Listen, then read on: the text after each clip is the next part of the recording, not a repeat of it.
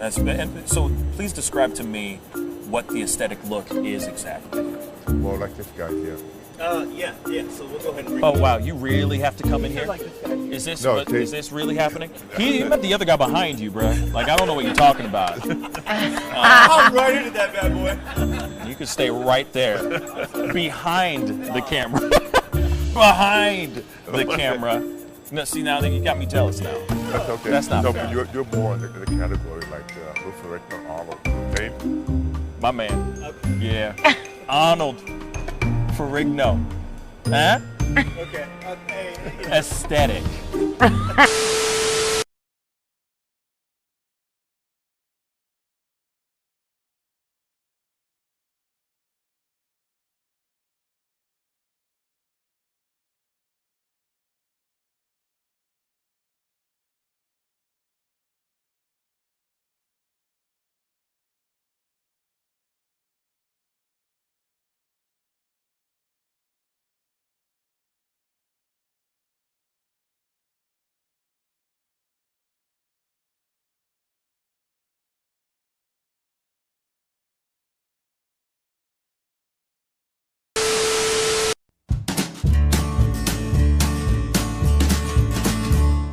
That's great, partner. You two ever go outplace everything in its proper place? That does not make sense, but we usually do go, we head to Kroger's and we work. Oh, yeah. I've got a lady waiting for me back home also. She has the most beautiful scrotum.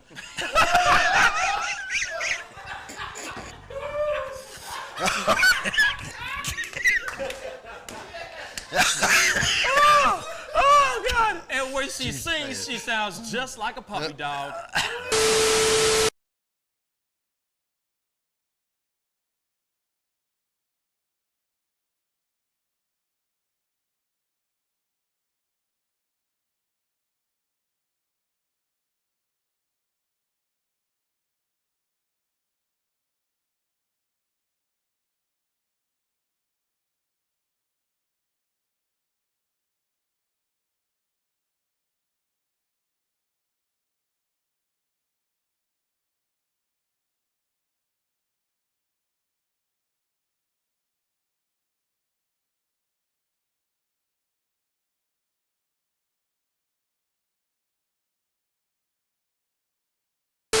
How do you nail a photo?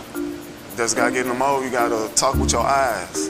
Talk with your eyes. Talk with your eyes. You Okay, gotta so have the eyes can you first. show me a little bit of something, like to this camera? I would love to know how to do this. I just want to know. Well, How I do you do mean, it? Teach the me smile, something. You can get the sexy eyes. Then you know you gotta get the smile going on some shoes, but you know.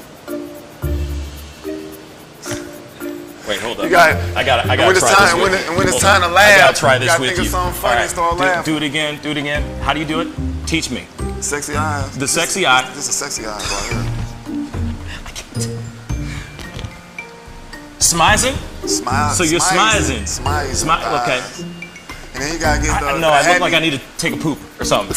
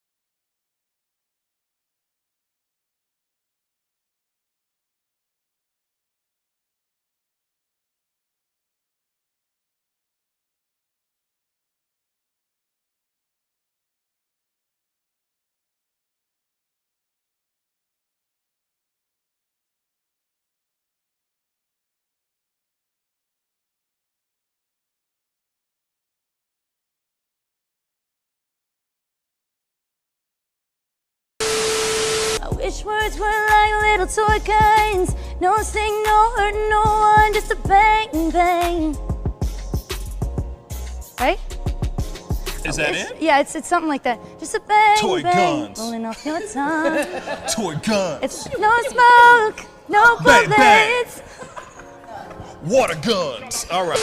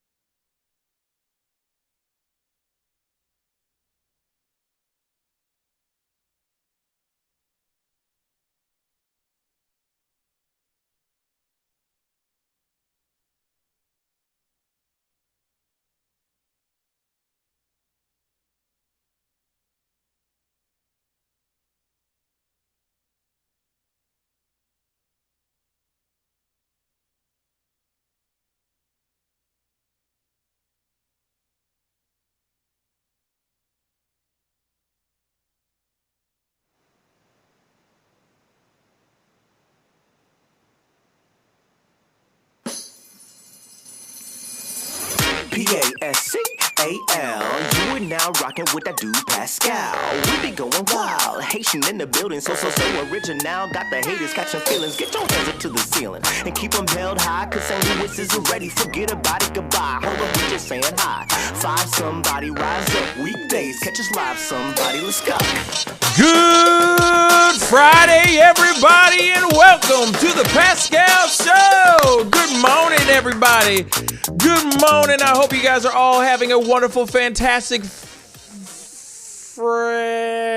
thrilling Friday. I was trying to find another F. Phenomenal. It's not an F, but you know what I'm saying. It does a F sound. I hope you guys are all having a wonderful one. It is Friday. Thank you, Jesus. Woo! Thank you, Jesus. It's Friday. It's been a long week, I feel like, for a lot of us, for all of us up in this piece. But you know, there's been a lot that's been going on too. I mean, here it is. For all of y'all, shout out to every single person, every last one of y'all that's in Texas right now. To all you Lone Stars out there, I salute you all. Seriously.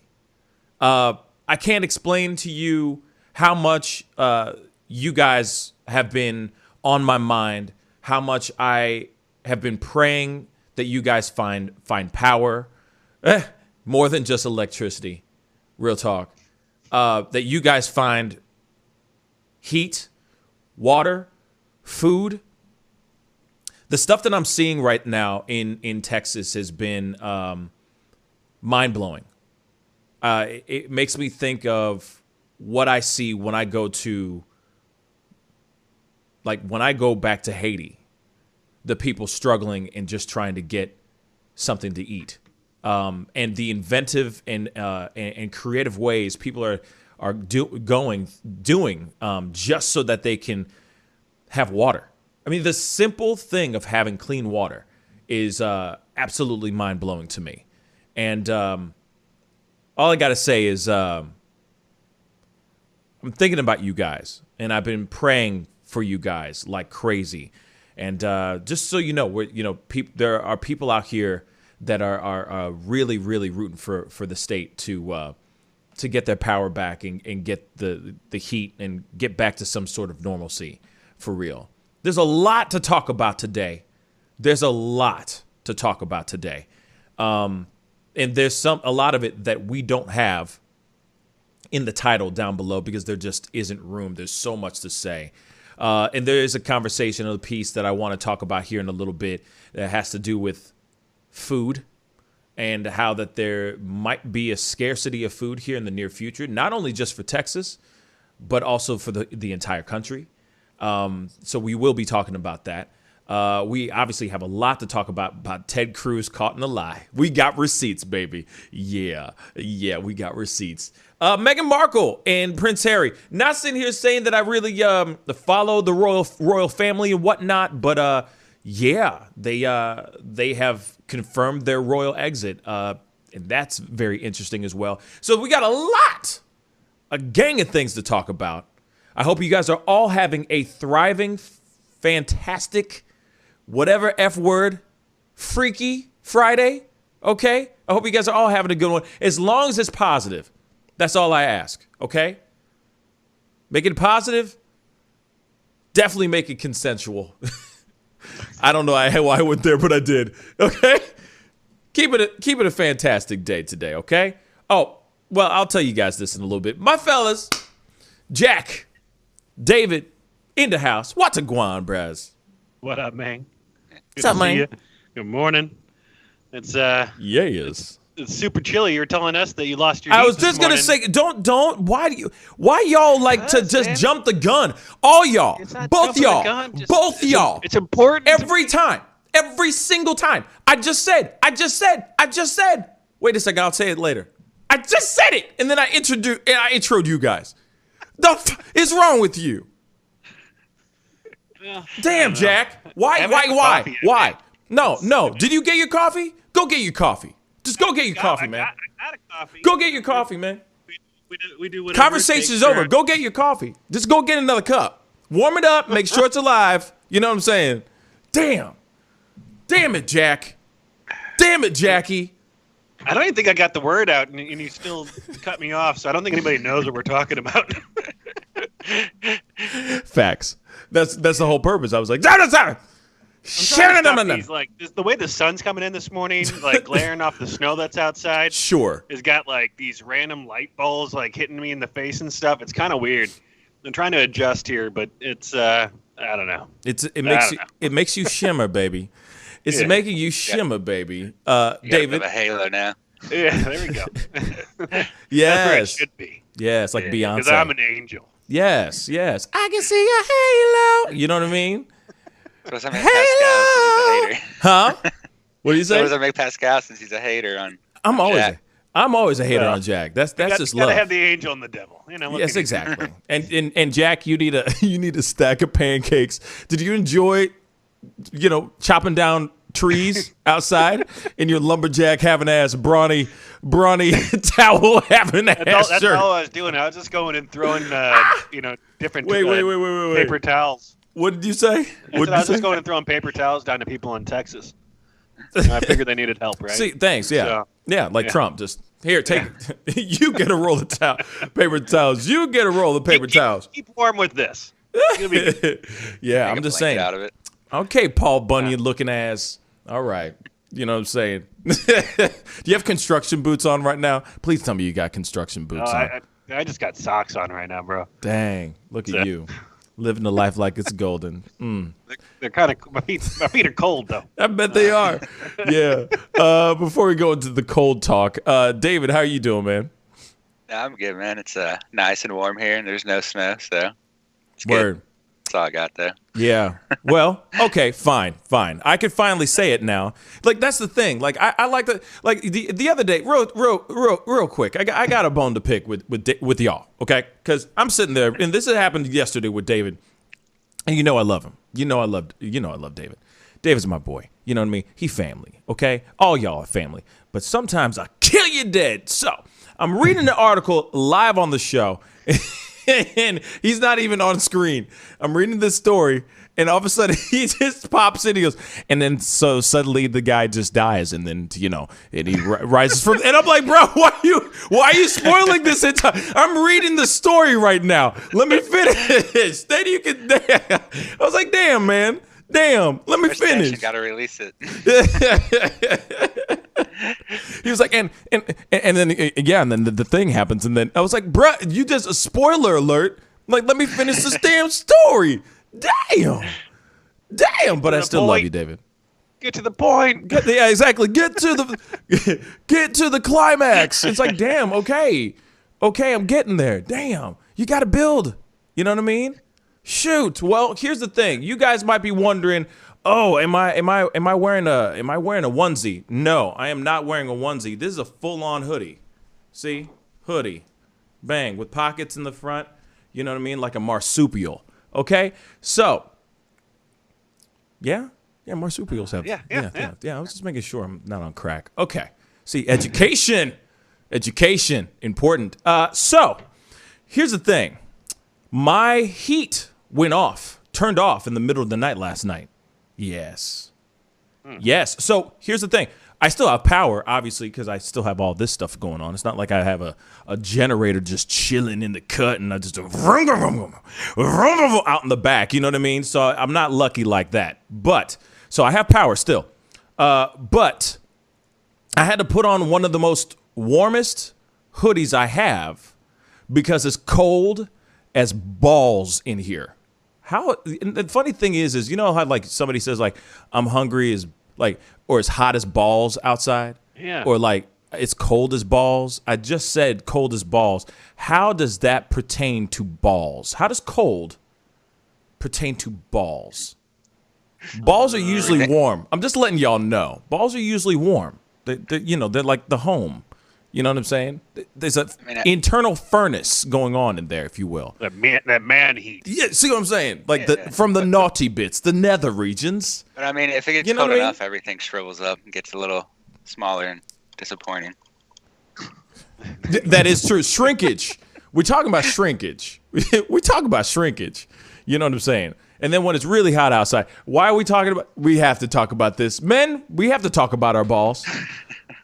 The origins of cold balls. It says, okay. It says describing something that's so cold it makes your balls shrivel. Oh. That's the origin. And then it's hot as balls, it makes your balls sag. Drip. I mean, that is true. You know what I'm saying? I mean, useless knowledge. Ladies, it expands and contracts, ladies, just so you know. I guess technically, 84 degrees Fahrenheit is known as hot as balls. There you go. 84 degrees? That's what they say. So now every single time when they're like, isn't nice, like when Jack gets into meteorologist Jack, he's like, this is going to be a nice 84 degrees outside. You can literally put it underneath hot as balls. That's right. Technically. I'm forever changed. Yeah. I'm forever changed. By the way, no, I didn't get a chance to give you a shout out yesterday, but dearly beloved, we are gathered here to honor the life and death of No's husband's Willie. It's a terrible freak accident. What happened to your husband's member joystick? Sorry, that happened. Those things do happen. Spilling coffee all over. You know, she calls it the Willie. That's hilarious. All over his Willie. So I guess he won't be freed anytime soon. No. So nobody. He's fat. Nobody. It's fast. I got it. I'm still cringing. I'm just feeling so bad for the guy. I know, it's hot coffee all over apparently his thigh. Ooh. And his penis. It's that's not the right place for coffee. No. Charisse calls it a Willie too. Bruh. See, ladies of the chat, because it is Freaky Friday. Ladies of the chat, because I love you all. You guys are amazing. I love you guys. You guys, of course, make the world go around.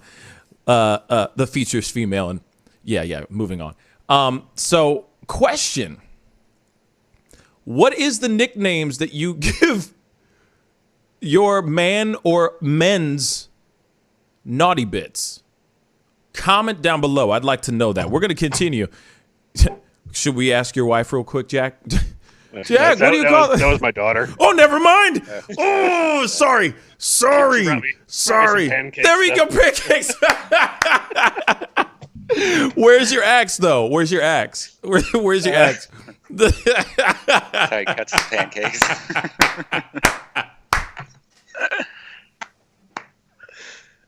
That just Oh, was too this close. is the best day ever. Oh, you literally. Oh, I love you. Oh, he had Axe body spray right. Oh, I love you, Who's Jack. That, the prop comic, Carrot Top. Yeah, Carrot Top. Except you're not on roids, so that's good. That's good. And a facelift. That thing is a whole other conversation in itself. Anyway, man, oh my God, that just made my day. Oh, you just got pancakes. Are they watching the show upstairs? I hope to God they're not, because this part is when they gotta hit mute. Honey, hit mute now. After like the 5th show, they're like, "Yeah, we can't have the kids watch this show." Oh, I'm sorry. I'm so sorry. So Shay, okay, A lady says the partner. Shay lady says the tan banana. I'm sorry. I'm sorry. Yolanda, I'm great, said, I call it whacker. Shay threw in another one. Womb Raider. Oh my God. Twig and berries from Tammy from the block. Big fella. Like, can you imagine? I don't know. No, I'm not going to go there. Willie, the one-eyed monster. I'm done. Oh my God. Yolanda, oh, she's just saying I'm great, or the Willy Whacker, the Willy Whacker. Knight Rider said Mr. Destroyer. See, that's really cocky. Hey. Anyway, WSRA says Vienna. Oh yeah, that's smart. That's. I was like, Vienna. Why? Sausages. A little guy. El Grande. Okay, El Grande. Woody. Hey, Jurassic along these lines of conversation, Yeah. do you know that I saw that in the this is in the hilarious. space station, they have like urinal bags for the astronauts to use, like that's in the bathroom or whatever, and they have different slots so that you're more of a full fit, and they had labeled it small, medium, and large, but they had to rename it because all of the astronauts were just using the large hole. Because so they named it like large, giant, and humongous, so that people would use the appropriate hole. Right. Just so that they could they stop using their egos and just kind of just go, man. They're making a mess up there. Just quit lying. Quit lying. All that stuff's gonna be flying all over the place. You know what I mean? Zero GP. You're looking at the dudes just like, quit lying, man. Just put it in the right hole. You just get upset about their tiny 0G shriveled. I'm done. Hold up. There was a couple other ones. Balls. Another hippie Buddha said Mortal Kombat. Wait, hold on. There was one. There was one. Jurassic Pork, Baby Maker. Man, this is amazing. So yeah, pet names for the penis. I think sausages. Vienna sausage. I love it. Anyway, can't make that stuff up. It's funny. No, I'm gonna go there. I'm gonna go there. Just imagine any person going, in that area and saying, "Hi, well, hey there, big fella," or "Hey there, such and such." Does that keep you going, or is that a mood breaker? That's what I'd like to know. You know what I'm saying?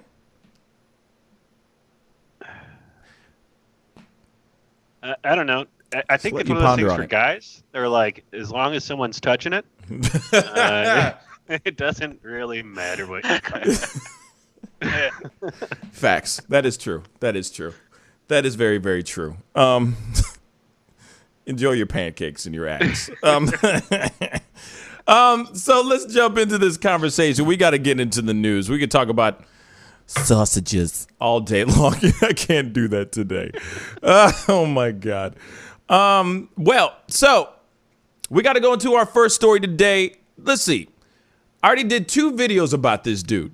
All right. Or I did a pop-up video and we talked about him yesterday about how trashy this dude be. Okay.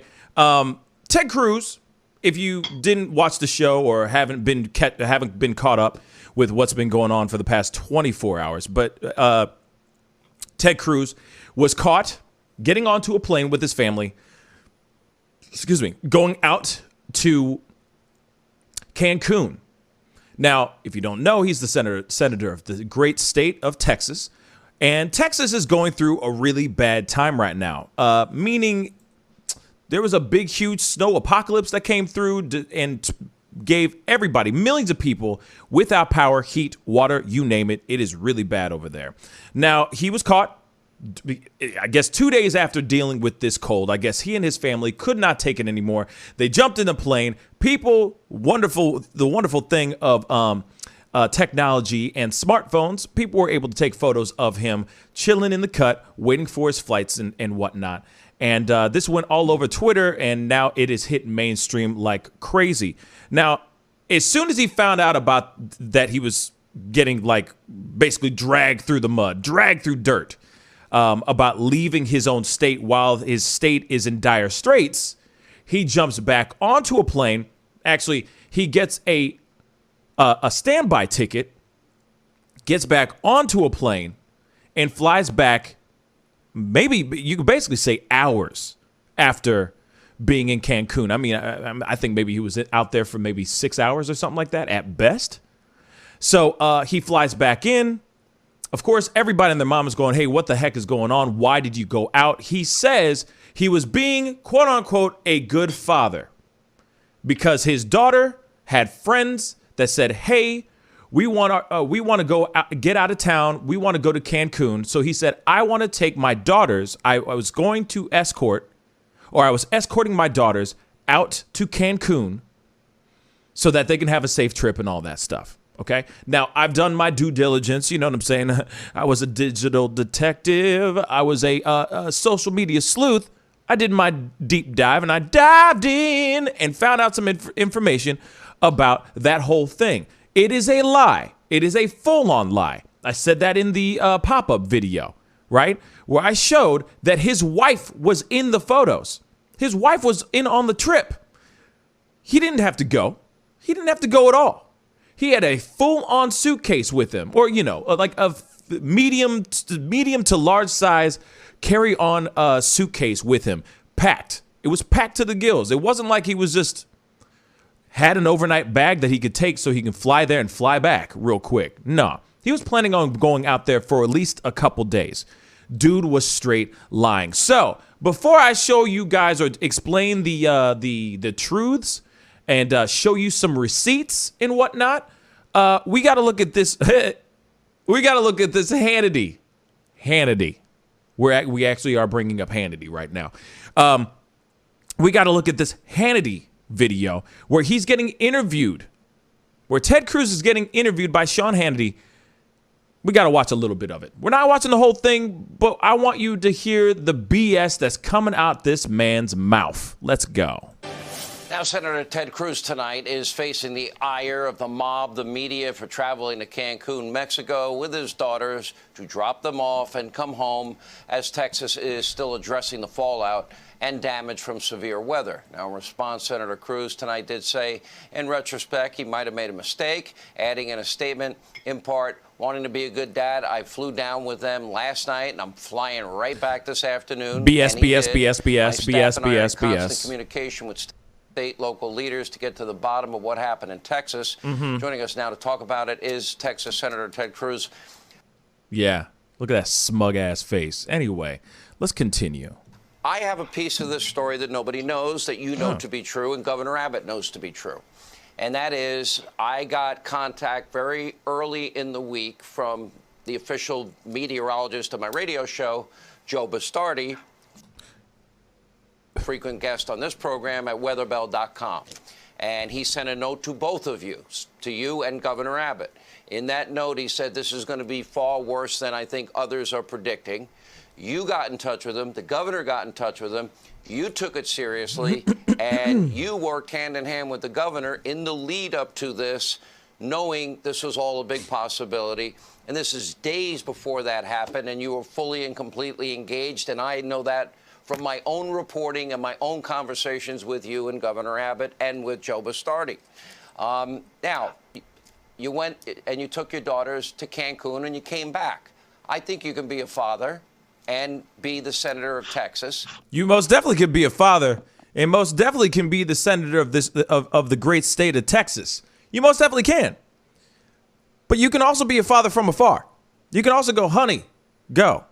There's a lot of ish going on here on Texas soil. You go ahead and fly them out there. You go and stay warm. I'm going to stay and do what I need to do. That's what a father does too. Sorry. All at the same time and make a round trip, quick drop-off trip and come home. He is really, crap, come on. I hate when they do this crap. Right in the middle of the freaking thing. Hold on real quick, guys. I kind of think they already know the answers. Okay. Well, Sean, that's right. And starting with what you opened with, you connected me with Joe early on before these storms actually even hit the state of Texas. I just want to say something really quick. Even the camera, even the lens doesn't want to focus on him because he knows. Because even the camera knows he's about to start lying. And I got to say, you called me and told me Joe was very impressive. He knew his stuff. And I called him that evening and spent significant time on the phone with him talking through what he saw coming. And he was predicting not one, but two major winter storms, the combination of which he believed would have an impact on Texas that would exceed anything we've seen in this state since 1899. And I thought it was a very impressive, a very serious. He sent me charts and data on what was coming. And you reached out and I reached out to Governor Abbott and said, listen, this guy knows his stuff and you ought to talk to him. And we helped connect them. And, you know, at the same time, Governor Abbott had already declared an emergency in all 254 counties all across Texas. And so I joined with John Cornyn in urging Joe Biden to declare a federal disaster to mirror the governor's request, which President Biden, to his credit, did. And so that was early on, right before these storms came. We knew they were serious. This week has been hell for the state of Texas. It has been two storms on top of each other. 4 million Texans lost power, no lights, many with no water. It has been frustrating. I'll tell you, Sean, a lot of Texans are mad or pissed off that you left them. I'm just going to finish the sentence for him. How can it be that Texas, the energy capital of the world, can't turn our lights on and can't heat our homes? A lot of Texans are frustrated. This shouldn't have happened. I'll tell you, Heidi and me, we lost power for 2 days. Our house was dark. We had no heat. Actually, the fireplace behind me, we were all huddled around the fireplace because it was the only heat in the house. Can I just point something out? So they had power. They didn't have power for 2 days. We're on day 5 with Texas not having any power so far. How the hell does this man have electricity right now? And after a couple of days, after the girls being really cold, it being in the teens and the 20s outside, our girls said, look, school's been canceled for the week. Can we take a trip and go somewhere warm? And Heidi and I, as parents, we said, okay, sure. And so last night I flew down with them to the beach, and then I flew back this afternoon. I had initially planned to stay through the weekend and to work remotely there, but as I was heading down there, I started to have second thoughts almost immediately because the crisis here in Texas, you need to be here on the ground. And as much as you can do by phone and Zoom, it's not the same as being here. And so I returned this afternoon, and I'm here working to make sure to do everything we can to get the power turned on, but also fundamentally to ask the questions, why did this happen? Why was the Texas grid, which is regulated at the state level, it's operated at the state level, it's not a federal function, it's a state function, but why was the grid not sufficiently prepared so that 4 million Texans lost heat and power? We need to answer that, and we need to make sure it never happens again in the state of Texas. I want to point something out. Notice he's a politician like a mother lover. You want to know why? See what he did? You see what he just did? The art of deflection. It's amazing. These guys have it like that. He just said his lie then wrapped it up being like, well, we need to get down to the bottom of what's going on. Don't worry about what I'm doing and what I did, the stupidity and the lies that I'm giving you guys. We got to figure out what's going on with the power grid. What? You should have stayed and did that. Then you wouldn't be on camera right now lying. Straight up lying. Oh, by the way, I think it's really, really funny when they sit there and they go, build a wall.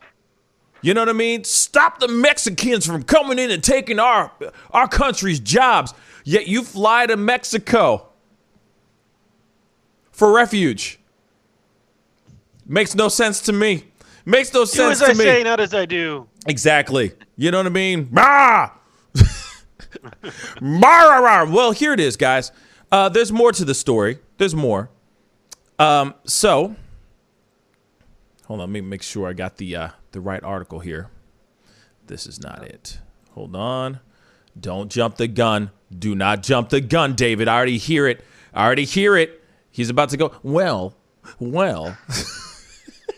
There's stuff I want to talk about. I know. Hold on. I love you. Hold on. Hold that thought. I got some stuff here. Okay. So he said that he wanted to do his thing. His family was like, 2 days, they're freezing their nuts off. It's cold as balls, right? And I don't know what cold as balls is. I guess that's under 84 degrees now, technically. But anyway, here it is. So Texas. Ted Cruz's wife, Heidi, texted her friends and neighbors urging them to escape for the week and join them in sunny Cancun before the family fled to Texas during the deadly energy crisis has now been revealed. Their trip obviously sparked outrage, with many demanding to know why Cruz, a two-term, he's been elected twice, oh my God, senator who was reelected in 2013, didn't stay behind to help alleviate the crisis like other leaders and private citizens. Now, where is it? Okay, so Wednesday morning, this is obviously after the kids, allegedly the kids went to the mom and pa and said, Ma, Pa, we need to get the hell out of here. It's been 2 days. We're tired of freezing our nuts off. Can we just go to Cancun and get away? Let's go somewhere warm, right? So apparently this is not even there's been this story saying that there's been rumors going around that this was a family trip that was already planned ahead of time. That is a lie. That is not factual at all. So right here, as we see, he said he was trying to be a good dad by dropping them off, and he was returning to Texas to battle the energy crisis. And you heard it from the horse's mouth, on Hannity's show, spreading out a lie that's not true at all. Okay? That is a lie. So, text messages obtained by the New York Times show Heidi encouraged other mothers on the street they live on to join them. So, Wednesday morning, she wrote, anyone can or want to leave for the week? We may go to Cancun. There's a direct flight at 4:45 p.m. and hotels with capacity. Seriously. COVID tests to come back, which we will take there. Another mother responded, we are now thinking along those lines. Sounds so wonderful. Another said, we're supposed to go to Cabo Friday.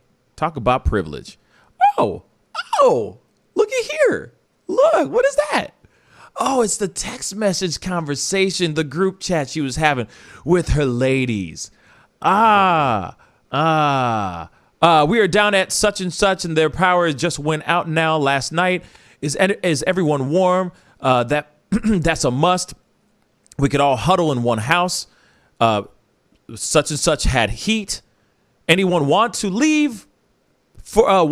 Anyone can or want to leave for the week? Blah blah blah. I just said all that stuff. We're coming back to our house today, just to sleep here with such and such. We are now thinking along those lines. This is from somebody else. Sounds wonderful. We're supposed to leave for Cabo on Friday, so you can test. So you can test when you get there. That's our biggest holdup. Then she says she shows her flight plan.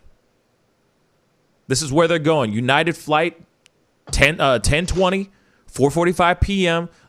Direct flight to Cancun at 8:02 p.m. They're supposed to be coming back Sunday, so this coming Sunday. So they're going away, taking the whole weekend or like the rest of the week off to fly back. Are you guys warm enough? We have a fireplace. Let us know. Our place is freezing, though, is why we stayed with such and such last night. Couldn't stand it anymore. Cancun, Cabo, even Boston sounds amazing. I agree. Shoot, I would live to go. I think they were saying I would love to go, but it's not freezing under the down comforter with hot chilies and a hoodie. and sadly, I can't leave such and such or my mother-in-law. Dang, those dang mother-in-laws, right? So.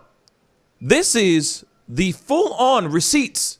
This is the full-on receipts, y'all, showing proof positive that Ted Cruz is a lying mother lover. His Pinocchio-looking ass, I'm surprised his nose isn't just 12 feet in front of him now. Because that dude has been caught in a lie. So now... Now, as you see him on Hannity trying to go, oh, in retrospect, I know that, I realized it was wrong and all this stuff. Well, there you have it.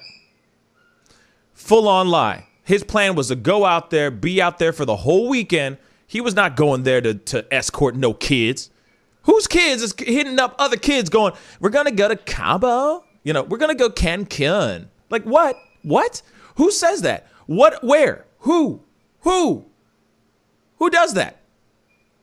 Unless you rich as hell or you like a socialite. How often are they going, hey, it's so cold out here, we're going to Cabo or we're going to Cancun or we're going to somewhere warm. How often? That was a full-on family planned idea. I'm sure the kids came up to him and said, let's just go somewhere warm. It's so cold in here. And of course, his fatherly instincts, father with deep pockets, I guess, and probably flying on taxpayers' dollars, by the way. I'm just going to throw that out there as well. He's going, yeah, you know what? We cold and I can't take this anymore. We out. Instead of like going somewhere more southernest tip of Texas or going to another state in America, he goes to Cancun.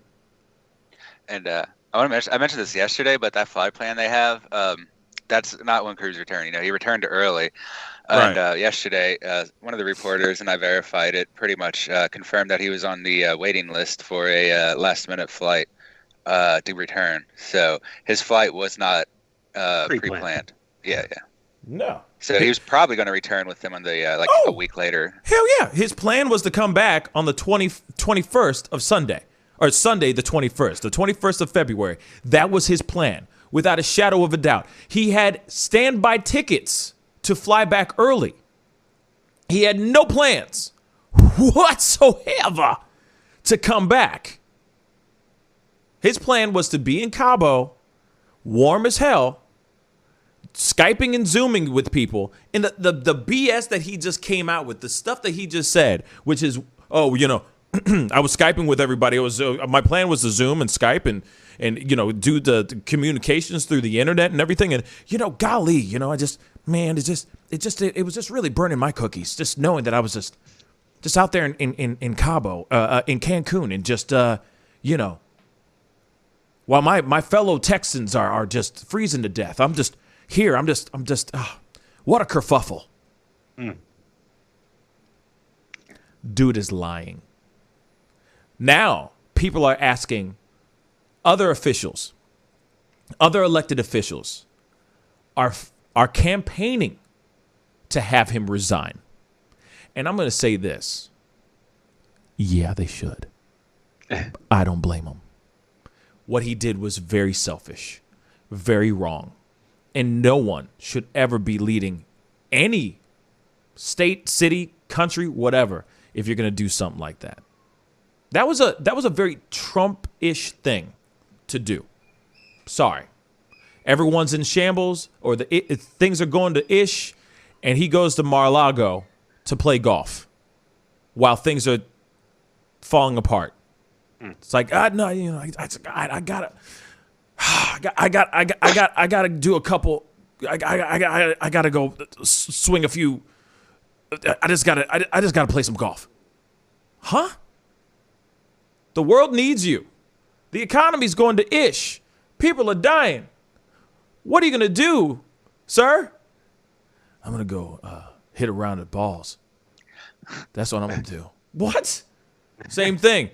Oh my God, Texas. People are dying. Right now, there's 24 people who have died. Man, there's a story. We did one. I talked about one last night where the people died of asphyxiation because of someone because they turned on their car and they stayed in their car trying to keep themselves warm, but they didn't open up their garage. So people like a mother-daughter couple, I think, if I'm correct, died.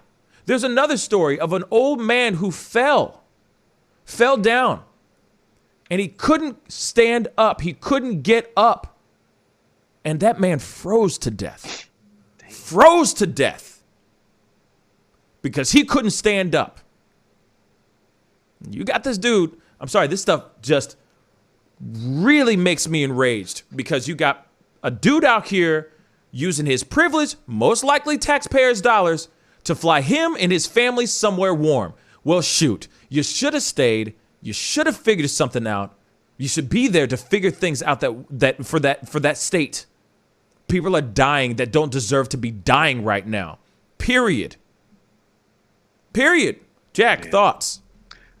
If you can go to the airport during the weather that was there to leave, you can drive to a Home Depot or Menards, a Lowe's, a Harbor Freight, somewhere, and buy yourself a really nice generator for a lot less than you're buying all those tickets to go to Cancun for. Yeah, I'm sure you can get a bunch of tiki torches. Yeah, I think you can get a whole Tesla house battery generator setup going for about the price. So, obviously, there was better choices that could have been made. My sister lives in Dallas. They had to go stay at a hotel that had backup power and stuff. It's they have a whole bunch of friends there that were all in the same type of situation. But yeah, carbon monoxide poisoning is a big issue for people because a lot of people use, like, gas was still going, right? So they would turn their gas on in their kitchen to try to keep warm, but that fills the house up with carbon monoxide after a little while. Same thing with getting in the cars and doing that stuff. I mean, that's a big issue that people don't really think about because they're just wanting to not freeze. But Cruz, I mean, I don't know. He's just, I've always felt like he's been kind of shady. That whole, like, after I watched that thing where he was like doing the interview with his mother to try to make him seem more of like down to earth, like he's a human being, real person. Like, I was like, this guy is like trash. In a different own world. Like, it really is like that sense of old money, and it just like, and that's why he's risen in politics. He's a piece of trash. Yeah. And if it was like my family, yeah. No. Sorry, real quick, David. Sorry. And the thing is that nothing he can do right now will remedy what he has done, because the lies keep piling up. The receipts, bruh, we had receipts. New York Times had receipts and show that ish. Unless that stuff's manufactured, unless that's doctored, a doctored conversation, that man is lying. He is at a point of no return, period. The nation will be shaming him forever. If he ever wants to run for president ever again, he has not even one fighting chance unless he finds the cure for cancer. That is it. It is done. Or the cure for the COVID. Real talk. David, what are you going to say? Yes. I mean, one of the things I've seen, actually, I just sent you a picture in the second article on Skype that is pretty depressing because I'll get to that in a second, though. But so what he's basically done is just left his job. When a senator is not in D.C., they're supposed to be either talking with or aiding their constituents. And one of the things I've been kind of annoyed at is very few, not a lot of people, but some people on the right are saying that, like, why does he need to be there? Do you need a caretaker? No, that's not what it's about. It's not about the people themselves. It's about him not doing his job and leaving when he's supposed to be a leader. That is literally his job, is to represent and lead people.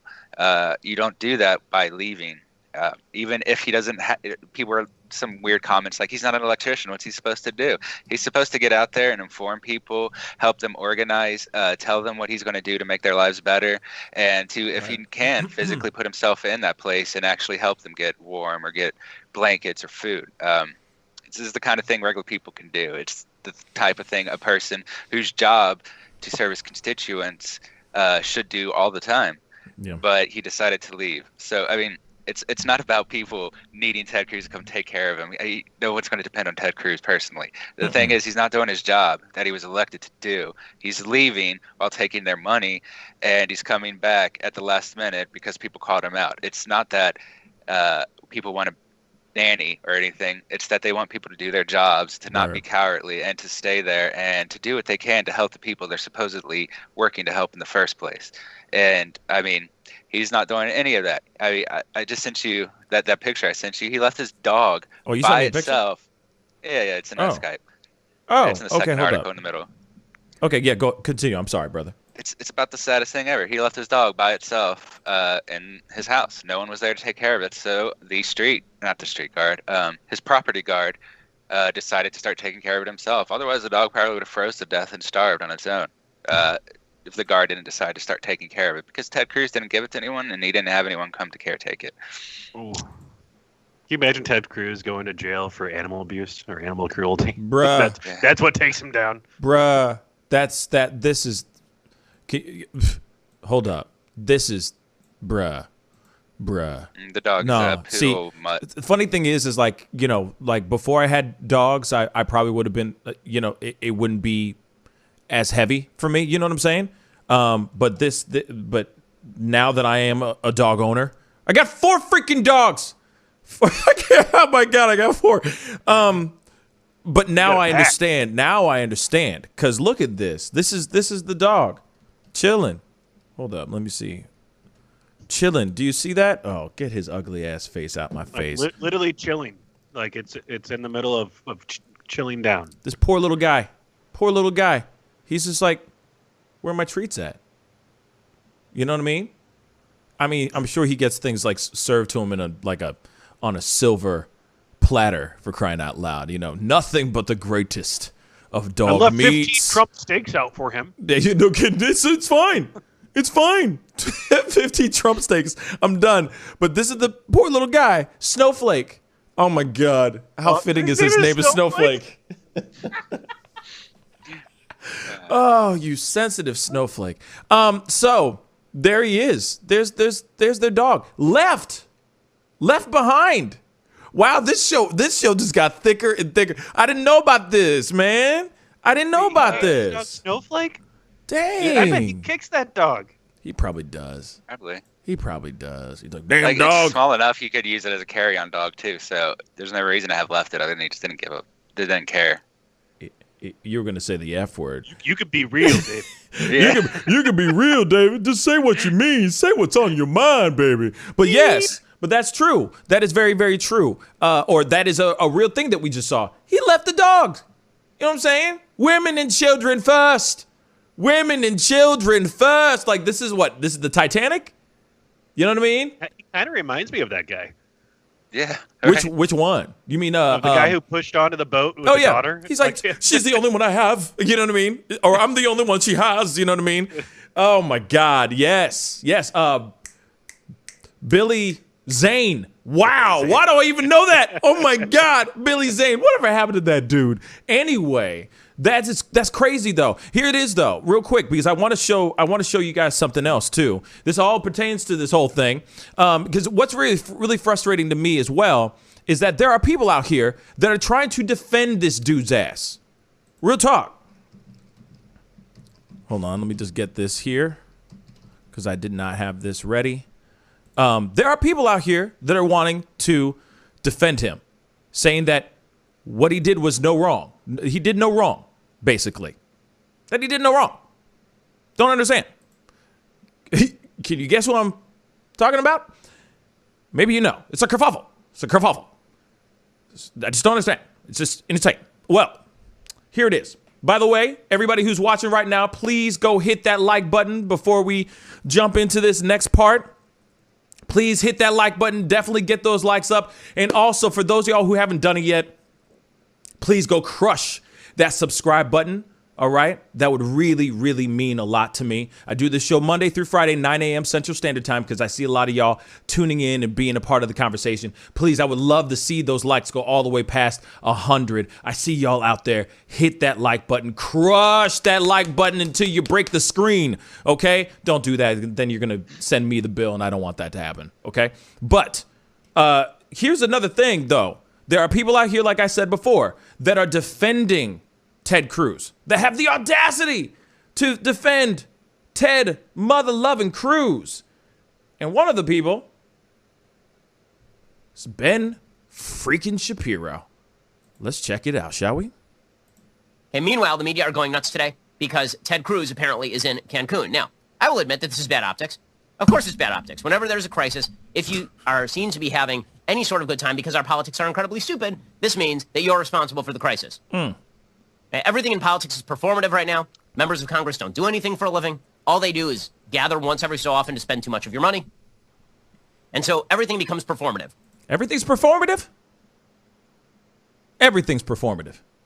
Okay. Right, the reason that AOC is a star is because she goes to immigration facilities and takes photo shoots outside immigration facilities being emotional in response to what is going on, apparently, inside the immigration facilities. But then you have Ted Cruz, who's running away from the fire.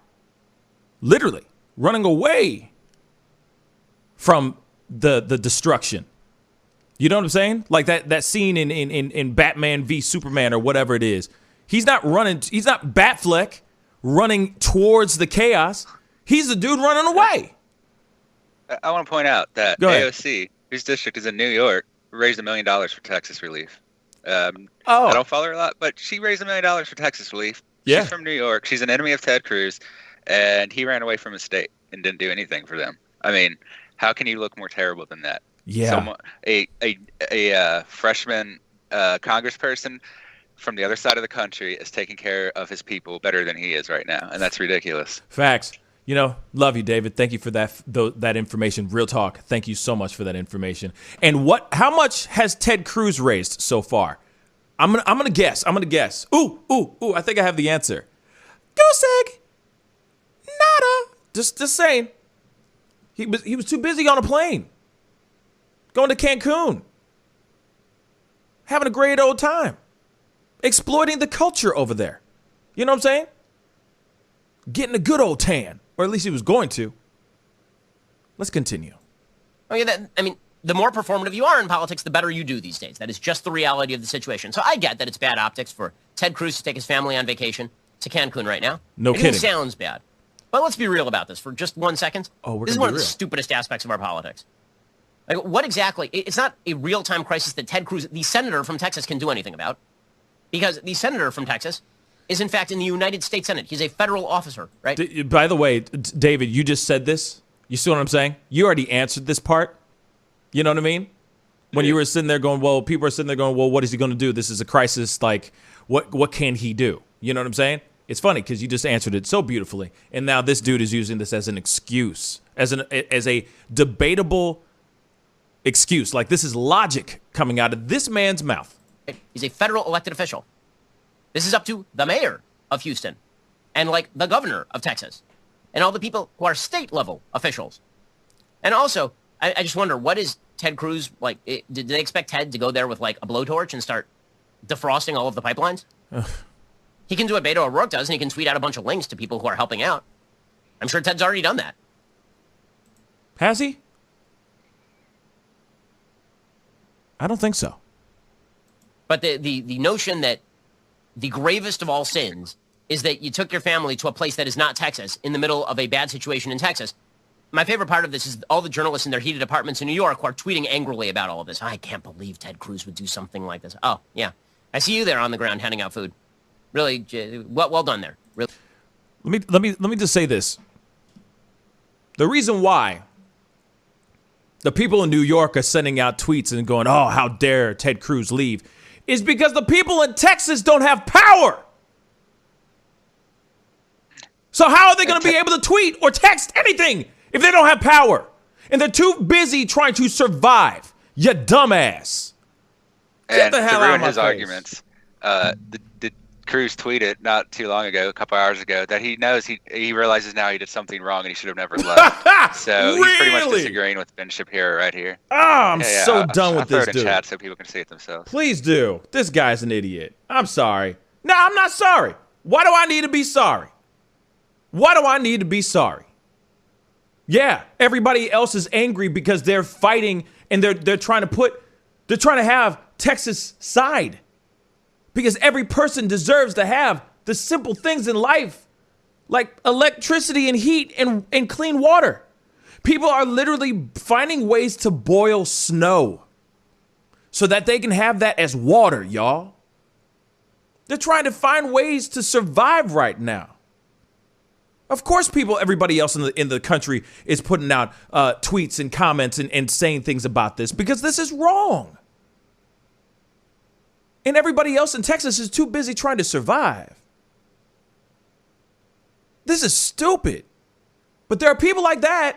What's funny to me is that I would have expected it different from Ben Shapiro. Why do I say him like I know him like first name basis? But real talk, I would have done I would have expected him to sit there and go, yeah, what he did was very, very wrong. But he's defending that. You know, when he was talking about election such and such and voter such and such, right? He was all about like it's total BS. It's, you know, what Trump is doing is wrong. Him tweeting that stuff is wrong, so on and so forth. Which I was like, oh, he's a level-headed dude. But now he's sitting there going, I don't understand the big deal. What is he going to do? Well, he could be there for solidarity. He could be there to give people hope, to make people feel like they're not alone, that they can survive through this, that they can get through this. He could start fundraisers. He could try to find ways to maybe take out a big space and bring people in. I know he can't do it for every single person, but he can do something. He could do something. And yes, on the optics, as he said, the optics of it, it's a bad look. It's an optic. You know, when we talk about the optics, it's bad. Yeah, it's bad. Absolutely. It's horrible. But he should have known that before he made that decision to buy tickets, before he hit buy on Priceline or whatever the hell site he used to buy those tickets. He should have thought twice. He should have thought 7 times before he did that. What he did was selfish as hell. He put himself first before the country, and he swore in to protect his own state. That is his freaking job. And that's it.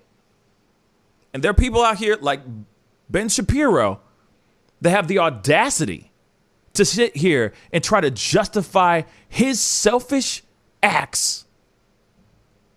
Unbelievable. Even Hannity. And all the other things, all the other channels that are just, doesn't matter. It doesn't matter. It's so frustrating to me. You know, it becomes, oh, well, he's a Republican, so we got to protect our own. No, you don't. You should definitely be like, hey, what he did is wrong. It's a really bad look.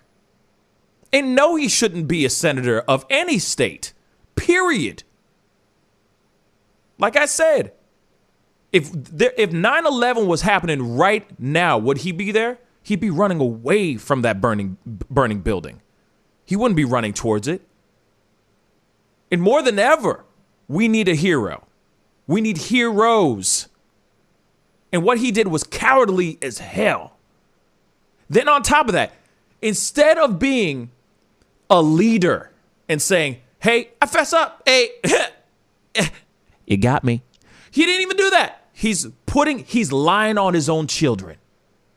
He putting the lie on his own kids. This is somebody you want to have lead your state? Or be a part of Senate at all? I'll answer it for y'all. Hell to the no. Hell no. I'm good on that. There it is. They got receipts, y'all. Receipts. Need I say more? Just try to be a good dad. He needs your shirt. He needs a stack of pancakes and an axe. You know what I'm saying? And I think it'd be just fine. That piece of trash. Anyway, Yeah, change the optics, right? Change to make them look better. The optics. It's the optics. It's just the optics.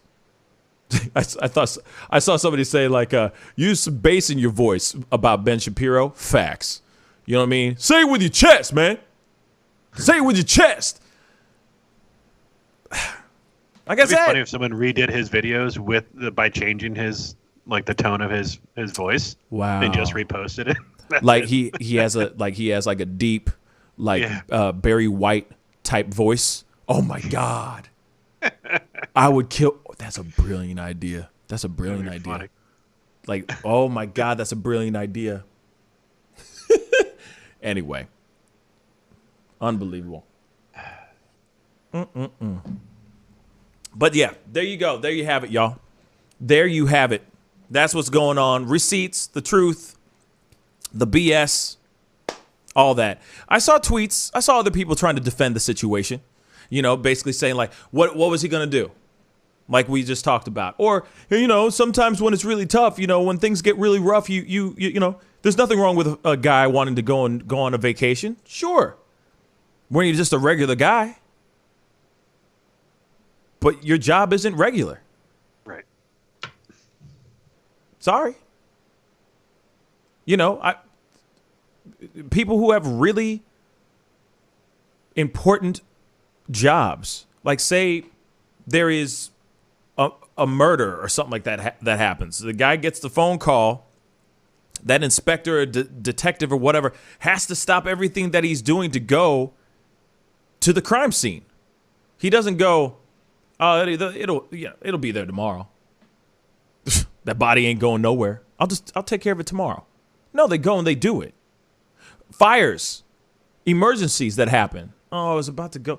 You know, tomorrow I was supposed to go to Cancun, but this kid who finally has his, you know, he was on the list for this heart transplant, and finally he can get it. Ah, darn, I was going to go to Cancun. You go and do the thing. You postpone the trip because people are in need, and that is your job. You know, I read a thing about that, like that inner core. What's the name of the people that run the energy sector for Texas? Like, so that group, they said that they were like minutes away when they started like putting the enforcing blackouts to go on to the state. So they were minutes away from having like catastrophic failures on the system that would have like caused like months long blackouts to occur on the system, on the grid. And would have been rolling blackouts literally for months. And they wouldn't have been able to control it because the structure would have just been shutting down on itself. So it's it's a good thing it didn't happen and go worse, right? It's still bad that there are large swaths of people without any power still. I did see that a lot of poorer areas had blackouts last longer there than richer neighborhoods. But it would have been the cherry on top if he went there and then he couldn't get back on the return flight.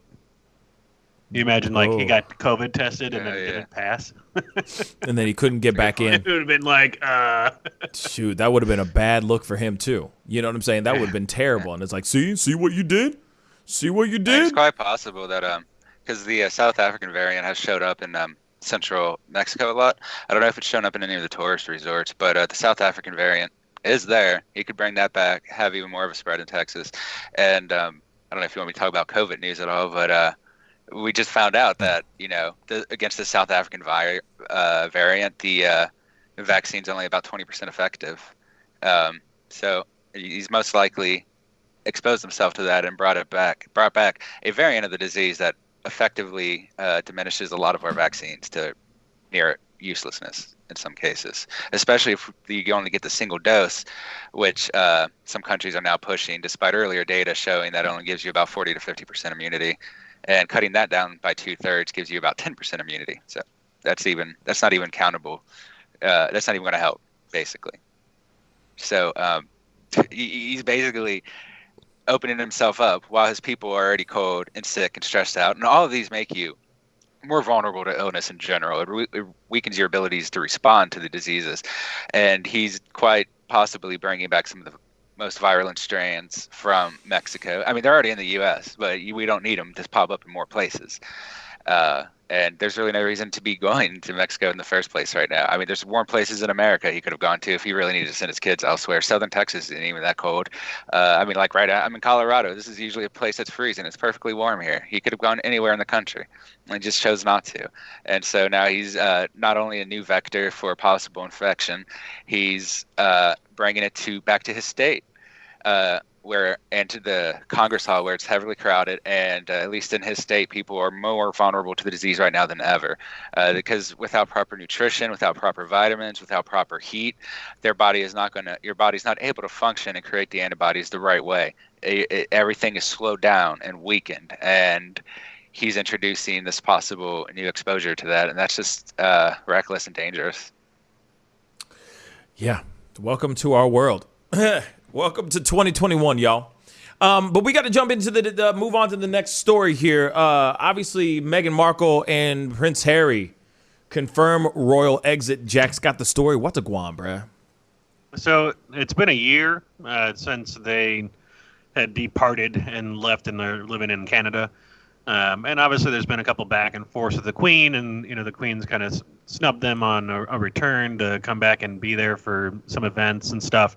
And obviously a lot of light has been, kind of put onto the two, in Canada, but they're just trying to live a normal life. But now it is official. They have left from the royalty, and so anything that was granted to them as a birthright as being part of the royal family has now been stripped. So there's no royal money. There's no, dutyship that they have to do to go back and serve the Queen, and so now they are I guess sovereign citizens, and they are not part of the royal family anymore. So it's official, and it's I don't know when the last time this has ever happened, or at least that it's been in the news about part of the royal family leaving the royal family, but it's a done deal. And so, I don't know. It's an interesting thing to be able to leave that position of power. I guess he's far enough down that line of, I guess it wouldn't have been him to be king or anything like that. He wasn't the next in line, I don't believe. So, I could see them wanting to raise their kids, and they say that the honorary military appointments and royal patronages held by the Duke and Duchess will therefore be returned to Her Majesty before being redistributed among working members of the royal family. While all are saddened by their decision, the Duke and Duchess remain much-loved members of the family.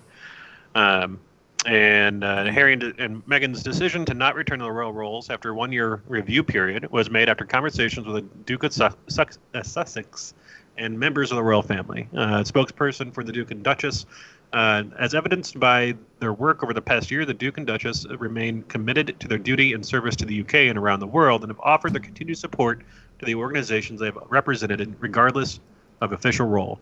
We can all live a life of service. Service is universal. So Harry is 36, Meghan is 39. They stepped down on March 31st of last year, so it's just coming up on that year here next month. And they are relocated into Montecito, California now. So they've left from Canada. And while they continue working with several of the royal patronages and charities, they have also worked on the Archwell Foundation, signed a production deal with Netflix, and started their own podcast. Oh, yeah, they've been so, busy. Yeah, they're just normal people riding on the curtails of, royalty, just doing their thing. Right. Right. And let's be real. I mean, I still don't know why. Personally, there's obviously something more than just. There's more going on than what meets the eye, there's more going on behind the scenes of why they left than what they're allowing people to know or allowing people to see, at least. You know what I'm saying? And that's what's it's a very interesting situation, in my personal opinion. Something else is going on. And there's a lot of people that are speculating that it could be a race-related thing. You know, a lot of people are speculating race.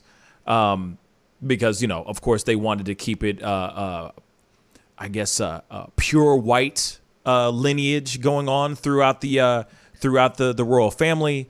There is that speculation. But then there's also this other thing of, like, maybe Meghan Markle wants to just go back to acting. And she can't do that if she is part of the royal family. But you should have known that when you walked in and fell in love with Prince Harry in the first place, that those types of things were going to be stripped away from you. You should know that. But of course, this is something we've all talked about, and this is kind of old news, you know, that aspect of it. But the fact that it's literally like they are literally officially tearing themselves out and taking themselves away from the royal family says a lot. And then it's like, what does Harry know? What's going on with Harry to the point where he would sit there and go, yeah, babe, I'm done too. Like, I'm done. That's heavy. Go ahead. Yeah, it's not something I followed a ton, but from what I understand, his brother, one of them, I don't know his name of his brother, but one of them gave him a lot of basically heat for not just marrying an American, but also a black person that's not either Anglo-Saxon. Yeah, Prince William. Yeah, that one. Wow. So she's not Anglo-Saxon, which is English, and she's not Scottish, or Celtic like Scottish. So she's basically they're saying, supposedly, that because she's black, she doesn't fit the lineage of the history of the monarchy, which is technically true, but who really cares? The ethnicity of the autocrats that were ultimately removed by the current democratic government. Plus, she's an American, which you know, they got some heat for that. I mean, it's not that part's not really unusual. A lot of royalty does come from different countries within England. Right. I guess not from America. They might have a lower standard of us as possible royals. I don't know.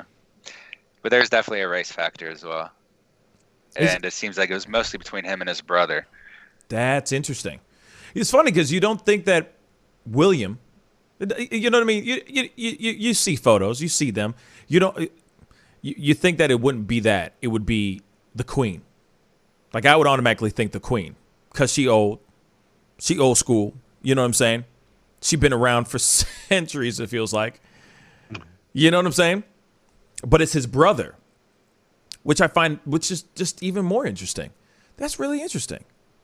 Why the brother has a big deal, like, you know, is tripping about it. The world is becoming more and more integrated like a mug, more than you even know. It's optics. Yeah, it's optics. You know, optics. You know, it's just, you know, when we talk about optics, it's all performative. It's performative. But if it's a situation where he truly loves her, I mean, obviously he truly loves her. Come on. And she's sitting there going like, he loves her. He wants to be with her. He fell in love with somebody who's outside of his race. Love who you love. Love who you want to love. That's what I think. And yeah, he's clearly showing that his love for her is more important. I think that his love for her is more important than being Prince Harry, than being Prince Harry. And that says a lot. You know, should be a freaking romantic movie, for crying out loud. At least a Lifetime movie. I wouldn't watch it, but yeah, why not? Somebody would watch it. That's crazy. But that's you know, Juanita just said it. Yeah, love conquers all. Real talk. Real fucking, pardon my French, real talk. You know what I mean? So, yeah, that's crazy. That's crazy. That's what's going on. And I mean, I know that there's a lot of people that say, oh, she just wants to be an actress, but she wants to use this as an opportunity to get her acting, you know, her acting career up a notch. But at the same time, they're not going to lose. It's not like they're losing money. They got all kinds of deals, like you just said, about the podcast and all that stuff. They gonna be fine. They gonna be fine. Is it kind of like Coming to America, and where like all of a sudden he's cut off from all the funds and everything else, and like, you know, make it to where like the royal family can't give him any money, and like he's got $0 in his bank account? I feel like I think he's probably got his own money, right? Like he doesn't have to give him back all the cash that he has, right? Well, from what I understand, most of their stipends come from taxpayers, and it's only because they're royals. I don't know if so. That money is like part of the royal family. I guess they could technically claim it back from him, but I'm not positive. I mean, if he goes to America, there's not much they can do. But yeah, I could see them taking their money back. I think that was part of the argument too. Was that Meghan Markle didn't want to fulfill all of the like rituals, because there are a lot of rituals. I don't know the details on a lot of them. She thought they were weird, kind of are some of them. So like that's a big part of it too. They don't, like, her and her husband don't want to follow all of these rituals and rules and rights of the royal family, and so they're trying to strip them of their power and money basically from the royal family. Now, if he's like if he's invested that money or something on his own, that's his money then. But right. If he's just like living off of his rolling bank account, basically, that's money from the taxpayers, so they could take that away. Because that's where they get all of their money from. Like, they are funded by citizens of the state. They don't actually produce any money on their own, obviously, other than like tourism. They do actually make quite a bit of money from tourism, but other than that, they don't produce any money. That's what's up. Nakonda Fines said, Nakoma Fines said on YouTube, Harry is no longer in direct line for the throne as the spare, since William has children now. So Harry is now free to pursue his own life however he wants. That's why the break from the family now. That's very interesting. Nakoma Fines, thank you so much for that information. That's good information to know too, because it's true. Because I saw like a breakdown, like a diagram showing like the family tree in a way, and it is true. Once William had children, Harry gets kind of pushed to the side, like gets pushed down a couple notches every single time William has a child, right? And so the children, Harry's children, are way down the list now, right?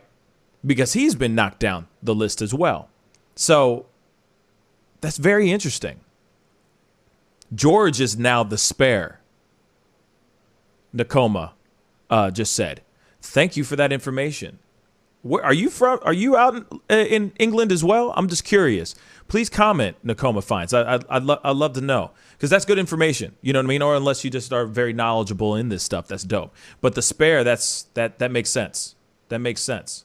You know what I mean? Siri just said, hey, Siri, good morning or good afternoon for you, I think. Siri just said, that's not true. Oh, hold on. The comments are blazing through. Hold up. That is not true. The Queen, for instance, owns land rights. So she gets a fee if someone builds a wind farm in British waters because the bottom of the sea is her property. Okay, they're talking about something else, I'm assuming. They must be talking about something else. But that is very interesting. When Queen Elizabeth dies, the English dollar and anything else with her image has to be discontinued. That's another piece of information. That's interesting. Like, I don't know a whole lot of it. Nakoma said, no, I'm in Texas. Yeah. Man, okay, stay warm, Nakoma. No, I'm in Texas, but I've been going to England every year since I was 25. That's what's up. That's what's up. But thank you so much for that information. That's good to know. Yeah, there's one thing. It happened between the 15th and 18th centuries. It was called the Enclosure Act, which was a major thing in Britain.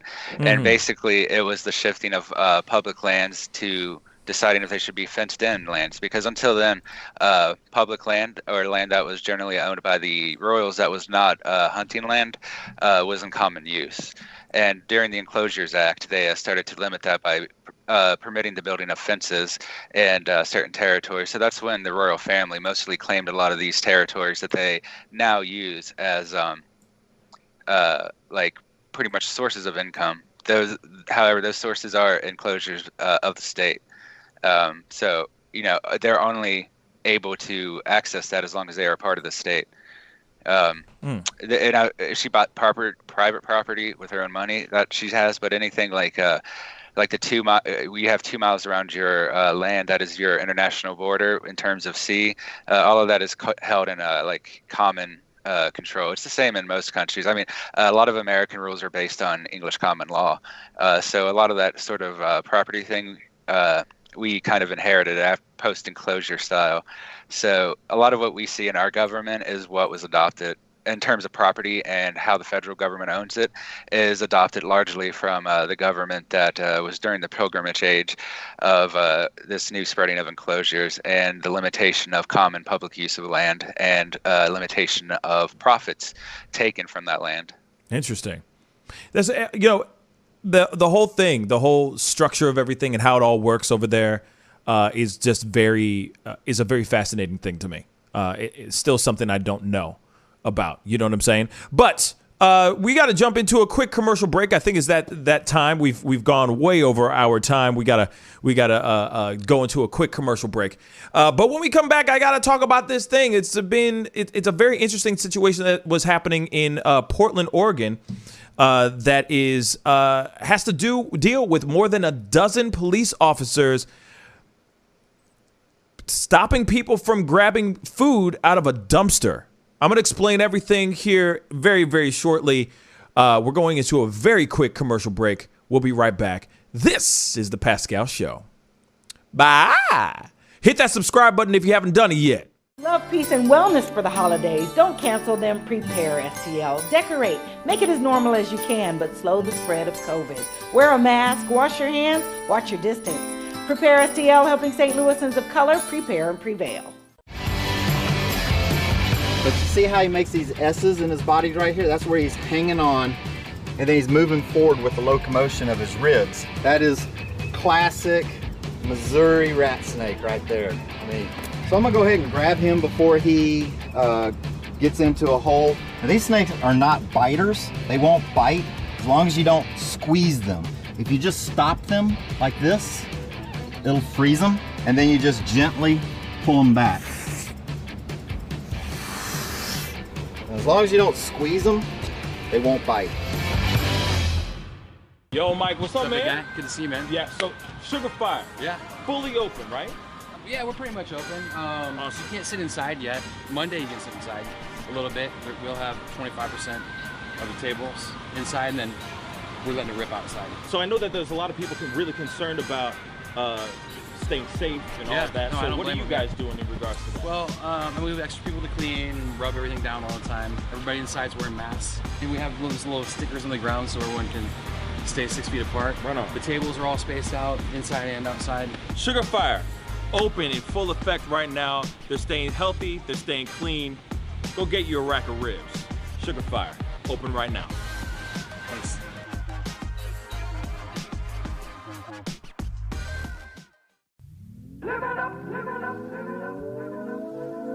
The Fur and Leather Center, providing the highest of fur and leather goods.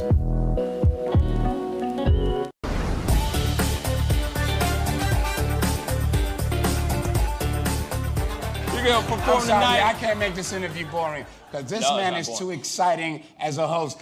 And I'm truly saying this, and if y'all can't do this, me and this man here is gonna leave and go somewhere else so we can get some love. I want everyone in the building to say, I love Pascal on the count of 3. 1, 2, 3. Wow.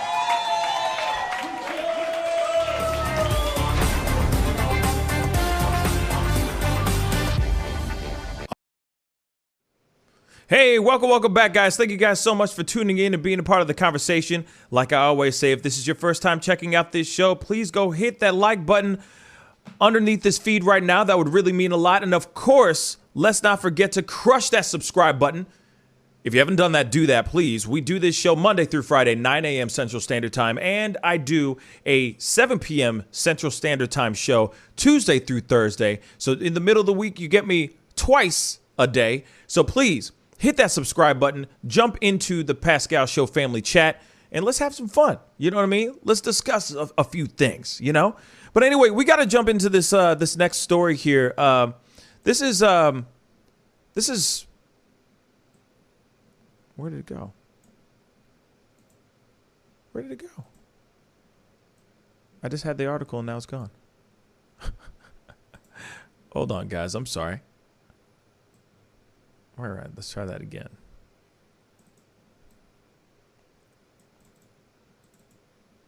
Okay, so we got to jump into this this story here, and this is going on in Portland, Oregon, of all things, of all places. This is happening in Portland, Oregon. Portland cops guard a Fred Meyer dumpster as scavengers rummage through mountains of food thrown out after freezers fail. 100,000 or I don't even know how to say that. Oregonians, I guess, still have no power after Storm Uri wreaks worst havoc in 40 years. So more than a dozen police officers, Portland police officers, were drafted in to guard dumpsters outside a Fred Meyer from hungry residents seeking for food that had been thrown out when the store's freezers failed in the winter storms.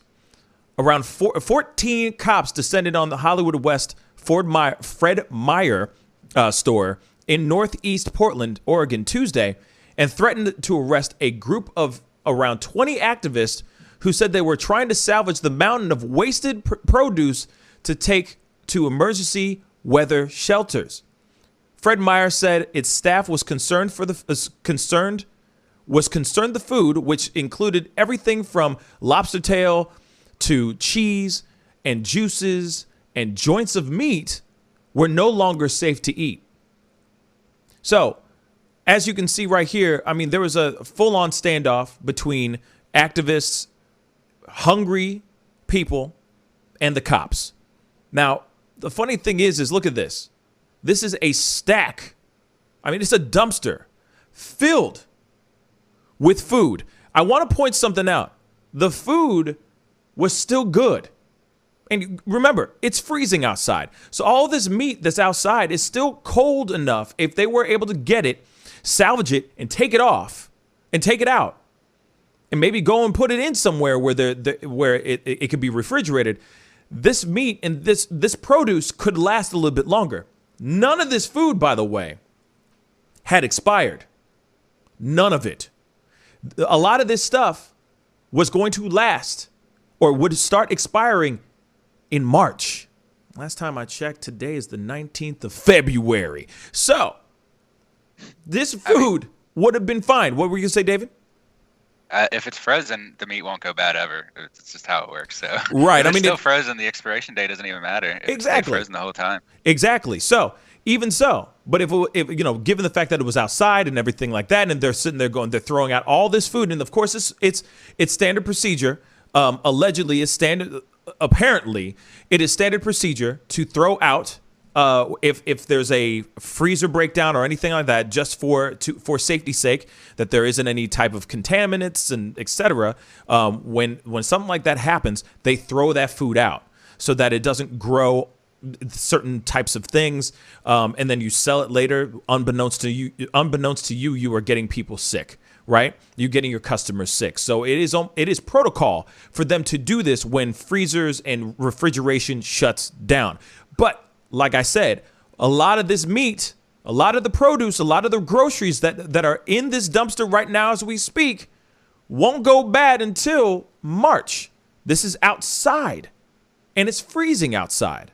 So the food is still technically refrigerated by nature, by just the outdoor elements, right? So, let's see. Morgan McNiff, a local activist who uses they and them pronouns, I don't know why that's important, but there we go, told Oregon Live they had gone to the store to get some of the tossed food after losing power at the weekend and running out of food. So McNiff said a group of employees were standing guard around the dumpsters to stop people salvaging the food, which is ridiculous. All right. Yeah, fuck. What's that again, David? If people are desperate enough that they're trying to eat food from a dumpster, even if it's still frozen, Right. Obviously, they really need that food. You should probably just let them have it. I couldn't agree more. So there were reportedly around 15 hungry residents and activists on the scene when officers showed up and stood guard around the dumpsters packed filled with food. See, these are still other photos of just food that is just fine to eat. Fine to eat. Look at this. This is how bad it is right now. And this is Portland. This isn't Texas we're talking about. This is Portland, y'all. This is Portland. All right? So you got people going in, getting it, whatever they can. Because, of course, a lot of people, some of these people bum rushed, went in there and just started grabbing food, started grabbing whatever they could. Okay? Now, why did Fred Meyer, I keep saying Fort Meyer. Why did Fred Meyer toss the food? They said it was thrown by staff because it was no longer safe to be donated. Unfortunately, due to the loss of power at the store, some perishable food was no longer safe for donation to local hunger relief agencies, they said in a statement. Our store team became concerned that area residents would consume the food and risk foodborne illness, and they engaged local law enforcement out of an abundance of caution. We apologize for the confusion. Guidance from the Federal Emergency Management Agency states that food in freezers will remain safe for around 48 hours and food in refrigerators for around 4 hours after power first goes out. Under the bill, after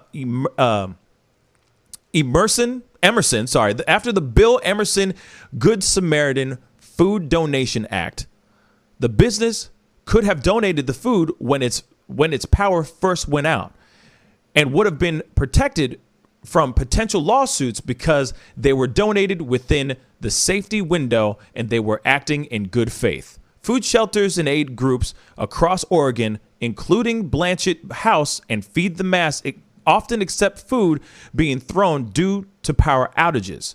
Fred Meyer told the outlet store had lost power 48 hours during the storm, but it was not clear if 48 hours had passed at the point the food was tossed. It is also not clear if the store had made efforts to donate the food before it was spoiled. So, I understand that they have their bills and their acts and all that stuff, but here it is. You got people who are out here hungry. And I understand that you got protocol. I understand protocol. But you got people that are hungry out here. Why can't we have a situation where they could just go and grab the food? If it's only been 48 hours and the food is still cold, I mean, I kind of feel like these people are knowing that they're going to eat at their own risk in a way. You know what I'm saying? Now, you see what I'm saying, David? I mean, like I get that there's protocol, but there's people who are hungry. Electricity is out. People are freezing. People are hungry. This food, which is not expiring until March, could easily be eaten without any issues. But now they're sitting there throwing out this whole, oh, well, these are we have these bills and these acts and such, and you know what I mean? What are your thoughts on this, man? I mean, the people are literally starving. We know that. I guess I don't know as much about in Portland, but Portland's getting the cold, right? And they've already had 8 months of riots. They've already had a lot of their stores and those areas sacked and looted a long time ago. So they're already dealing with at least at the downtown area where there's a lot of places where people used to go shopping for food are now gone. And on top of that, their homelessness and poverty level has skyrocketed since the riot started. And was it March, I think, maybe February. So I don't know. This is a strange situation. There's no reason. I guess some places out here, for instance, they do have like a policy where they'll cook and give out the food if it's like bad. I don't know if this is. I've never heard of this place, so maybe it's a major chain, a corporate chain, and they can't do that or something. But I mean, like I said, people are literally starving. There's a problem getting food supplies in Portland, and they have heat in a lot of places because they were winterized. They still have shortages of food, water, and gas. They do have regions there, a few places where you have to boil your water right now. It's not as bad as Texas because most of Texas's water has been compromised, so you need to boil it everywhere. Yeah. But they're having some of the problems on a smaller scale in Portland.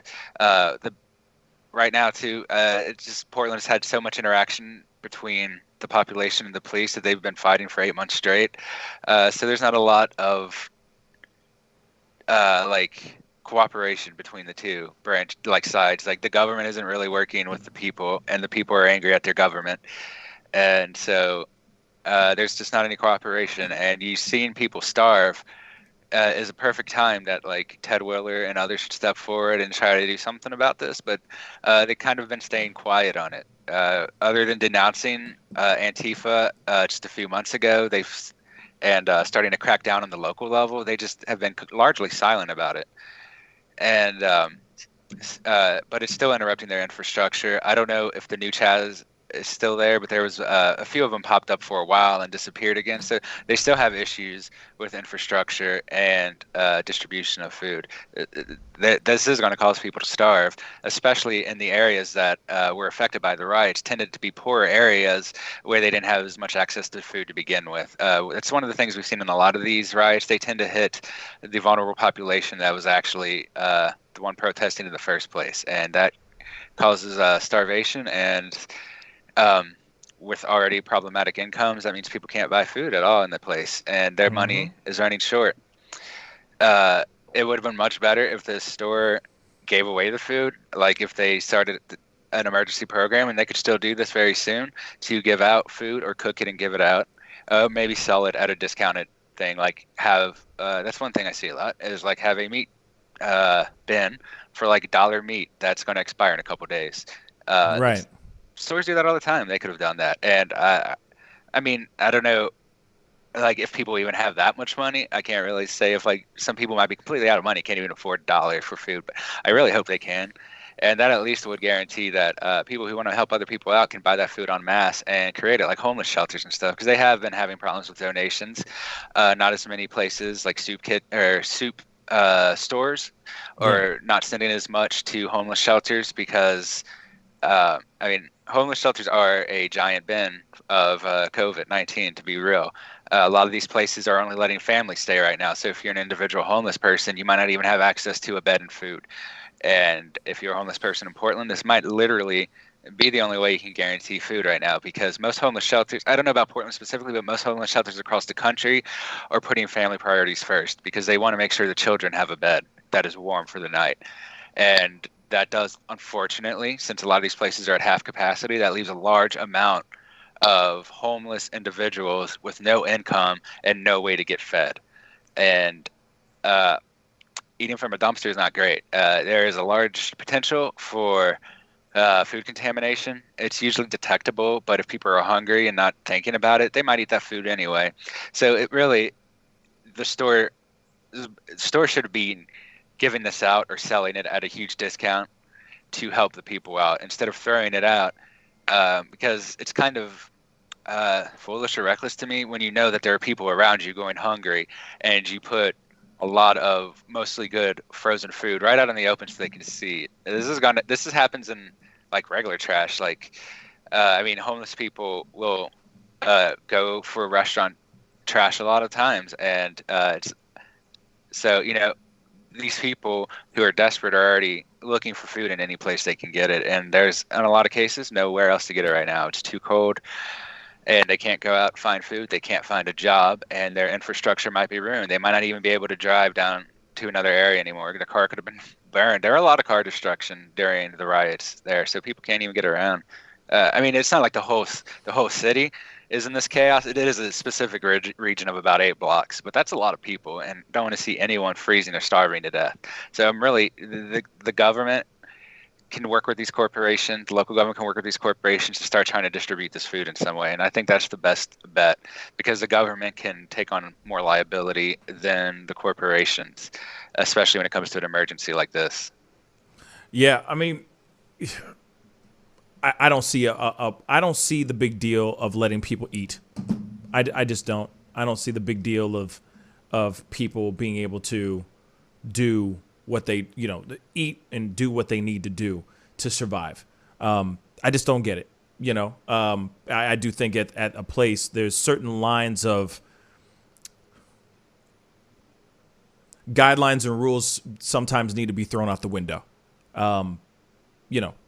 I understand that there's concerns of getting people, not wanting people to get sick and stuff like that. But what are the chances of that actually happening if they are there immediately when they start throwing that meat out? You're right. When it comes to like they could either cook the meat and then sell the meat right then and there. They can do dollar sales. So it's like, you got to cook this immediately. Like, it's going to go bad within a day or two kind of thing. There's many different things that they could do to avoid this. But the thing is they only care about being able to have those customers come back and spend that money, because they did lose lots of money throwing that food out. Once the power went out, they have to throw it out. They lost a lot of money. So I get that they want to make their money back. But at the same time, we're almost at that place where food is going to start becoming more scarce. The dollar, the price on food is going to skyrocket. It's going to start going up. Just going and getting a loaf of bread is going to be something very expensive here. Mark my words. It will happen, because things are starting to slow down, because all of this is from the pandemic. But now, when you have things like this happening, it's going to get even worse. So I think it's interesting. U2 Angel 1 just said our local soup kitchen has people sign a waiver that waive to get sick. What? Hold on. Oh, these comments are going so damn fast. Where do you go? Waive to get sick. They can't sue. Okay, so just in case if they do get sick, they can't sue the soup kitchen. It's simple as that. That way, people can get food, and that's exactly right. I mean, I feel like there's why not? You know what I mean? Have people sign a waiver saying, hey, this stuff shouldn't be coming back. You know what I'm saying? This thing, shouldn't come back and bite us in the ass. Fred Meyer, shouldn't get, which is like a spinoff or like a store that's underneath the Kroger's awning, if you will, the grocery store line. And I mean, it's like signing something saying, hey, I won't, if I get sick, I'm not going to come back. You know what I'm saying? I'm not going to come back and sue y'all. I'm just going to go and deal with what I'm eating with caution. I'm proceeding with caution. I have been warned. I know what to expect. I'm going to go and grab this bacon real quick and see if I can cook it. You know what I'm saying?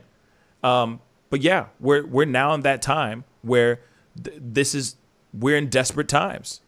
Especially people in Portland, like people in Oregon, people in Texas, where food is becoming scarce. I feel that certain things need to be thrown out. Certain precautions in ways need to be thrown out. People need to eat. People need to survive. And having cops come up and shutting everybody, like trying to cut people off, is ridiculous. It's the dumpster. It's the dumpster. You were discarding it anyway, so why are you protecting it? You know what I'm saying? That could feed a family. It's a damn shame. But anyway, that is the show, guys. I wanted to say thank you, everybody, for tuning in and being a part of the conversation today. I really do appreciate it. Man, there was a really nice turnout today. Y'all came in, chopping it up with us, talking about all these things. Jack had to jump off, but David, thank you so much for being on, man. I appreciate it. Yeah, man, good conversation. Yeah, man, it was a good show today. Good show today. But anyway, for all y'all out there being a part of the conversation and all that, I appreciate all y'all. You guys are amazing. Yes, I will be on tonight at 7 p.m. Central Standard Time for only 1 hour. And I most likely will be doing call-ins on one specific thing, on one specific topic. So I wanted to make sure that you guys know that, so that you guys keep a lookout for the Discord and the community post that I will be posting here in a few hours on what the subject's going to be.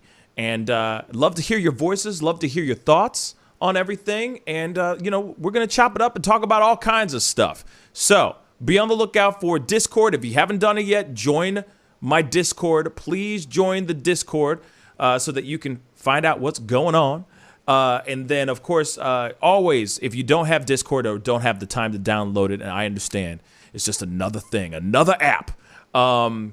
Please check the community page. I will be posting something in a few hours to hear your thoughts and just letting you know what we will be talking about and what I will be taking phone calls on, okay, tonight. All right? So be on the lookout for that. I love all y'all. You guys are all amazing. Y'all are beautiful people.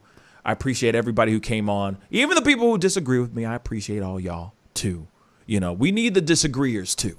You know what I'm saying? We need those guys, too. What are you going to say, David? I heard a bit of Trump in there for a minute. Like, even those who disagree with me.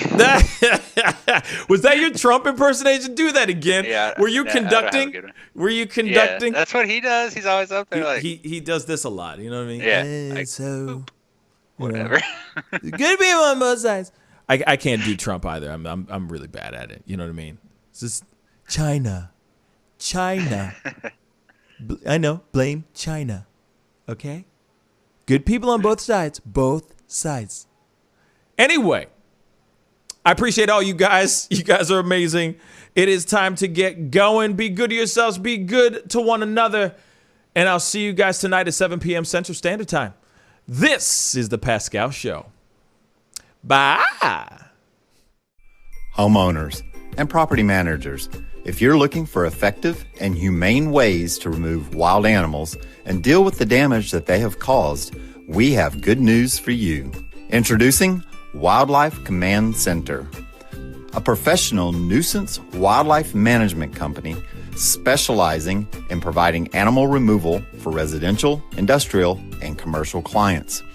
We are the only wildlife company that checks 70 different areas on a structure to determine the answers to the following questions. Exactly which animal are we dealing with? How is the animal getting inside the home? What kind of damage is the animal doing to the structure? Once we get the answers to all of these questions, we develop and write up an action plan to resolve the animal issue completely and provide a quote to implement that action plan. We perform a very in-depth 70-point wildlife inspection. From visually inspecting the highest point, the chimney, to physically crawling inside the attic space and looking for animals, chewed wires, fecal matter, chewed structural wood. We inspect everything. Our inspection process covers all of the following 70 points: animal-proof chimney cap, roof ridge vents, roof to soffit junctions, dormer fascia, attic gable vents, gutter lines, fascia trim, garage door, utility penetrations, water, gas, electric, and cable, bathroom vents, attic roof ridge vents, attic electrical, wiring, junctions, boxes, and lighting, concrete decks, additions, wooden crawl spaces, basement plumbing, penetrations, ceiling, floor, and wall. Wildlife Command Center's mission is to deliver the finest quality wildlife removal and pest control service that is safe for the environment. For more information, call us now.